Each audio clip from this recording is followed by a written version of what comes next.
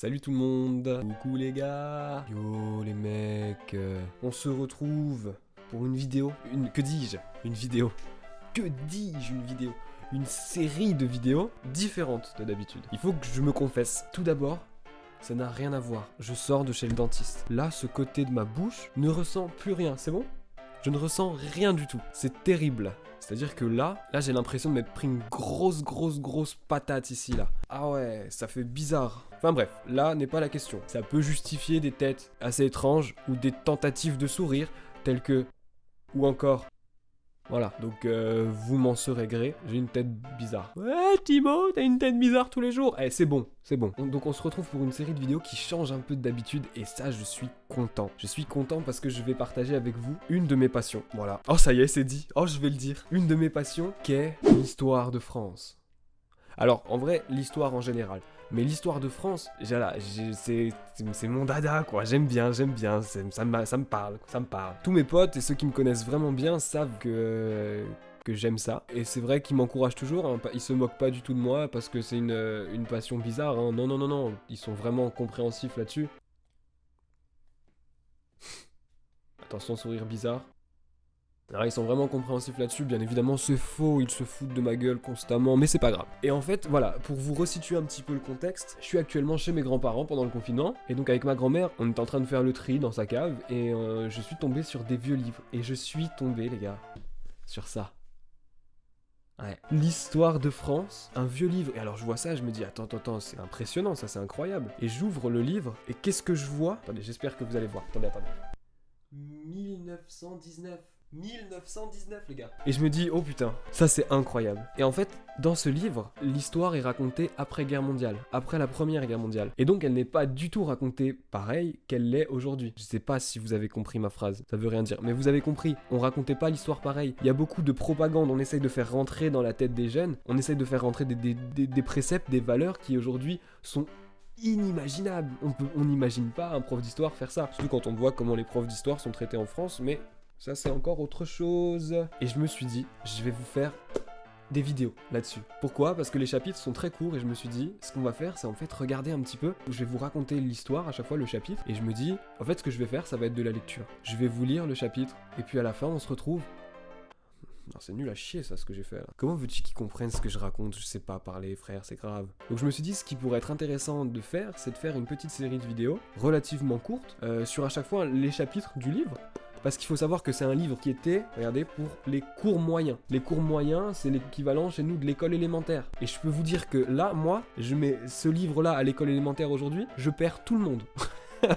Il y a des mots que je ne connaissais pas quand j'étais petit, c'est pas du tout la même éducation, c'est pas du tout la même façon d'aborder l'histoire. Et c'est génial. Et du coup, je vous propose de partir directement pour le premier chapitre qui porte sur la Gaule, sur les Gaulois, jusqu'au 5e siècle après Jésus-Christ. Et on se retrouve juste après. C'est parti.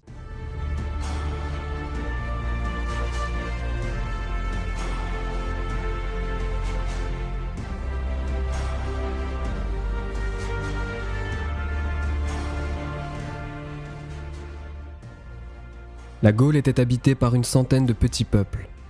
Chacun d'eux avait son nom particulier, et souvent ils se battaient les uns contre les autres. Si les Gaulois revenaient au monde, ils seraient bien étonnés de tout ce qu'ils verraient. Ils ne reconnaîtraient pas leur pays.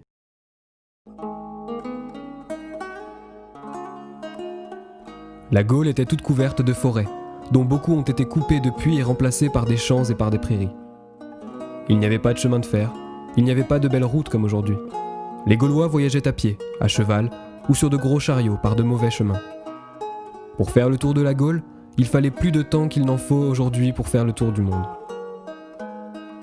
Il n'y avait qu'un petit nombre de villes en Gaule, et elles étaient toutes petites. Les Gaulois habitaient presque tous dans des villages. Les maisons étaient en terre ou en bois et couvertes en paille. Elles n'avaient pas de fenêtres ni de cheminée. L'air et la lumière n'entraient que par la porte. La fumée sortait par un trou du toit. Les Gaulois cultivaient la terre moins bien qu'on ne la cultive aujourd'hui. Ils avaient des troupeaux de moutons et de porcs. Ils mangeaient la viande de ces animaux et se servaient de la laine et des peaux pour faire des vêtements. Ils se nourrissaient aussi de gibier. Il y avait en Gaule des loups, des cerfs, des chevreuils et des lièvres en bien plus grand nombre qu'aujourd'hui. Il y avait aussi des animaux qui n'existent plus chez nous, des ours et de grands bœufs sauvages appelés aurochs. les Gaulois passaient une grande partie de leur temps à la chasse. Les Gaulois croyaient que les sources, les rivières, les montagnes, les astres étaient des dieux qui pouvaient leur faire du bien et du mal, et ils les adoraient. Leurs prêtres, appelés druides, étaient plus instruits que le peuple qui était ignorant, car il n'y avait pas d'école en Gaule. Ils enseignaient que l'âme est immortelle, c'est-à-dire que lorsqu'un homme meurt, son âme continue de vivre dans un autre monde. Ils avaient remarqué qu'une petite plante qui pousse sur les arbres reste toujours verte. Cette plante, qu'on appelle gui, leur semblait être immortelle comme leur âme. Tous les ans, les druides faisaient une belle cérémonie dans les forêts. Une grande foule se réunissait autour d'un chêne où il y avait du gui. Un druide montait sur l'arbre et coupait le gui avec une faucille d'or. Les Gaulois croyaient que cette plante guérissait les malades. Les Gaulois pensaient faire plaisir à leurs dieux en tuant des animaux et même des hommes. On enfermait des malheureux et des malheureuses dans de grandes cages d'osier qui avaient la forme d'un corps d'homme. On y mettait le feu. La foule chantait et dansait pendant que les victimes hurlaient de douleur. Les Gaulois avaient pour armes des haches, des épées, des pieux. Ils étaient braves. Ils disaient qu'ils ne craignaient qu'une chose, que le ciel ne leur tombe sur la tête. Ils combattaient l'ennemi avec fureur et avec joie, mais ils aimaient à combattre sans ordre, chacun pour soi, pour son plaisir. Ils n'aimaient pas à être compagnons. À cause de cela, ils furent souvent vaincus, car il ne suffit pas qu'un soldat soit brave, il faut qu'il obéisse aux ordres de ses chefs. Si les Gaulois n'étaient pas vainqueurs tout de suite, ils se décourageaient facilement, ce qui est un grand défaut, car un soldat doit rester calme et ferme dans les batailles et ne se décourager jamais. Les Gaulois allaient souvent faire la guerre dans les autres pays. Ils allèrent ainsi en Italie. Ils voulurent prendre la ville de Rome. Les Romains, habitants de Rome, montèrent sur une colline située dans leur ville et appelée Capitole. Le haut de cette colline était entouré d'un mur. Une nuit qu'il faisait très noir, des Gaulois s'approchèrent du mur tout doucement. Mais il y avait des oies sur le Capitole. Elles entendirent du bruit, et elles battirent des ailes en poussant leurs vilains cris. Les Romains, qui dormaient, s'éveillèrent, et ils empêchèrent les Gaulois de monter sur le mur. Les Romains donnèrent ainsi de l'or aux Gaulois pour les décider à s'en aller, et les Gaulois s'en allèrent. Les Romains devinrent un peuple très puissant. Ils conquirent l'Italie, l'Espagne, la Grèce, une partie de l'Asie et le nord de l'Afrique. Ils voulurent conquérir la Gaule. Un grand général qui s'appelait Jules César les commandait. Les Romains étaient aussi braves que les Gaulois, et ils marchaient mieux en rang, faisaient mieux l'exercice et obéissaient mieux à leur chef. C'est pour cela qu'ils furent vainqueurs. La Gaule était déjà presque conquise quand un jeune chef, appelé Vercingétorix, réunit une grande armée pour chasser les Romains. Il était brave et il parlait bien. Il fit comprendre aux Gaulois que c'était honteux de laisser prendre son pays par des étrangers. Il remporta quelques victoires, mais César était un meilleur général que lui. Vercingétorix fut obligé de s'enfermer dans une ville appelée Alésia. César fit creuser de grands fossés autour de la ville pour empêcher Vercingétorix et ses soldats d'en sortir. Bientôt les Gaulois n'eurent plus de quoi manger. Vercingétorix ne voulut pas les laisser mourir de faim. Il monta sur son cheval, il alla trouver César, et il jeta devant lui ses armes pour montrer qu'il ne se défendrait plus. César l'emmena à Rome. Vercingétorix resta 6 ans dans une prison. Au bout de ces 6 ans, César eut la cruauté de le faire mourir. Ainsi, Vercingétorix est mort pour avoir défendu son pays contre l'ennemi. Il a été vaincu, mais il a combattu tant qu'il a pu. Dans les guerres, on n'est jamais sûr d'être vainqueur, mais on peut sauver l'honneur en faisant son devoir de bon soldat. Tous les enfants de la France doivent se souvenir de Vercingétorix et l'aimer.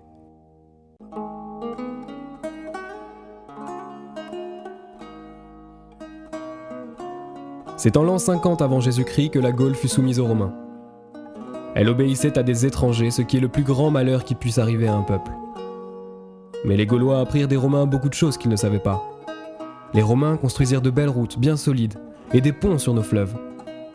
Ils bâtirent des maisons avec des briques, de la pierre ou du marbre. Dans les maisons des riches, il y eut de beaux meubles, des statues et des peintures. Les Romains construisirent aussi des temples où ils adoraient leurs dieux, des théâtres où l'on jouait des pièces et de grands cirques où ils allaient regarder des hommes qui se battaient et se tuaient les uns les autres pour amuser ceux qui regardaient. Les Romains étaient bien plus instruits que les Gaulois. Ils savaient lire et écrire. Ils savaient l'arithmétique et la géométrie. Ils savaient la grammaire et les règles pour bien parler. On apprenait cela et d'autres choses encore dans leurs écoles. Les Gaulois allèrent dans ces écoles. Ils apprirent la langue des Romains qu'on appelait le latin. Le latin est devenu plus tard, avec beaucoup de changements, la langue que nous parlons, la langue française. Pendant que la Gaule appartenait aux Romains, des chrétiens vinrent y enseigner la religion de Jésus-Christ. Les Romains adoraient plusieurs dieux, et ils croyaient que ces dieux avaient fait la grandeur de Rome. Ils ne voulurent pas croire à un dieu qu'ils ne connaissaient pas. Ils étaient un peuple orgueilleux et dur. Ils ne voulurent pas d'une religion qui enseigne que tous les hommes sont égaux devant Dieu et qu'ils doivent s'aimer les uns les autres. Ils mirent en prison ceux qui prêchaient le christianisme. Ils en firent mourir beaucoup, en les donnant à manger à des bêtes féroces dans les cirques. Ceux qui moururent ainsi sont appelés des martyrs. Mais les chrétiens ne se laissèrent pas effrayer par la mort des martyrs, au contraire. 400 ans après la mort de Jésus-Christ, presque toute la Gaule était chrétienne. Il y eut des prêtres chrétiens dans les villes et dans les campagnes. Ils avaient pour chef les évêques. Il y eut aussi des chrétiens qui se réunirent pour vivre ensemble dans des maisons qu'on appelle des monastères. Ils obéissaient à des règles qui leur commandaient la prière et le travail. Auprès des évêques et dans les monastères, il y avait des écoles. On y enseignait tout ce qu'enseignaient les Romains et de plus, la religion chrétienne.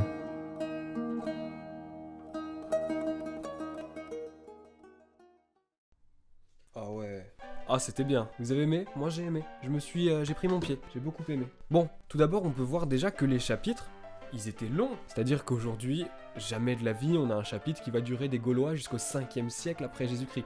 Là, pour moi, il y avait le début de la Gaule, les premiers habitants de la Gaule, il y avait Rome, il y avait le début du christianisme, Jésus-Christ, il y a beaucoup d'informations, très condensées, mais il y a beaucoup d'informations dans un seul chapitre. Faut savoir que dans le livre, attendez, je vais pas vous dire de bêtises, dans le livre, ce que je vous ai lu là, ça fait 8-9 pages à tout casser. Et franchement, un chapitre 8-9 pages, déjà bien. Il y a des choses que j'ai notées, je sais pas si vous les avez notées aussi, mais qui sont incroyables. Quand l'auteur nous dit, alors je vais pas tout relever parce que je ne peux pas tout relever, mais quand l'auteur dit des choses du genre, si les Gaulois n'étaient pas vainqueurs tout de suite, ils se décourageaient facilement, ce qui est un grand défaut, car un soldat doit rester calme et ferme dans les batailles et ne se décourager jamais. Alors je sais pas vous, mais pour moi, alors on se remet dans le contexte, on est en 1919, c'est-à-dire que l'armistice a été signé depuis 1 an maintenant. Et alors, petit spoiler, dans le livre qui date de 1919, ils disent que la Première Guerre mondiale, c'est pas 14-18, c'est 14-19. Donc là, c'est vraiment après-guerre, c'est tout frais. Et là, on dit quoi? On dit que le soldat français ne doit jamais se décourager, on dit qu'il doit rester calme et ferme dans les batailles, etc. C'est vraiment, c'est pour montrer, moi c'est comme ça que je le sens, c'est pour faire comprendre aux jeunes que le soldat, l'idéal, l'archétype du soldat français, il doit être brave, il doit être engagé, il doit se battre pour sa patrie. C'est ça qu'on voit là-dedans. Mais c'est pas tout, il n'y a pas que ça. Ils disent un peu plus loin, ah voilà, le chapitre sur Vercingétorix, pour moi, il est symptomatique de ça. Ainsi, Vercingétorix est mort pour avoir défendu son pays contre l'ennemi. Il a été vaincu, mais il a combattu tant qu'il a pu.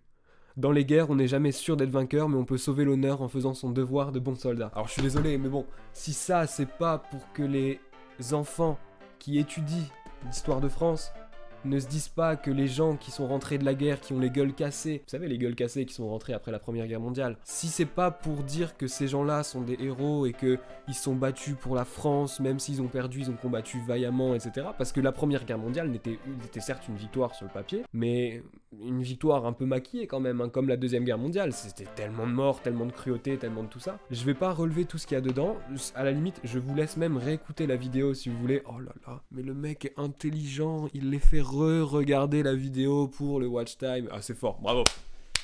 En tout cas, je vous laisse réécouter la vidéo si vous voulez, pour écouter les petits moments des fois où vous pouvez vous dire ah ouais, ça c'est... Ou alors vous vous en foutez complètement.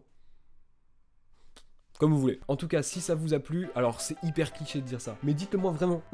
Dites-le moi vraiment en commentaire. Dites-moi en commentaire si ça vous intéresse. Et dites-moi aussi, oh je vous en demande beaucoup, hein, mais c'est pas grave. Dites-moi aussi si vous avez aimé le format avec les vidéos dynamiques, qu'est-ce que je peux améliorer. Dites-le moi parce que c'est important. Moi l'histoire j'adore, j'ai envie d'en parler, mais si c'est chiant, bah c'est raté quoi. Hein. Bref, en tout cas, merci beaucoup d'avoir suivi cette vidéo. Je suis très content d'avoir pu partager ça avec toi derrière ton téléphone ou ton écran d'ordinateur, peut-être ta télé, peut-être que tu es en train de déféquer sur les toilettes et que tu regardes ma vidéo. Merci, je suis très fier d'avoir partagé ça avec toi pendant que tu faisais tes besoins. Et puis je vous dis à bientôt pour une prochaine vidéo, tout simplement, classique, standard. Salut!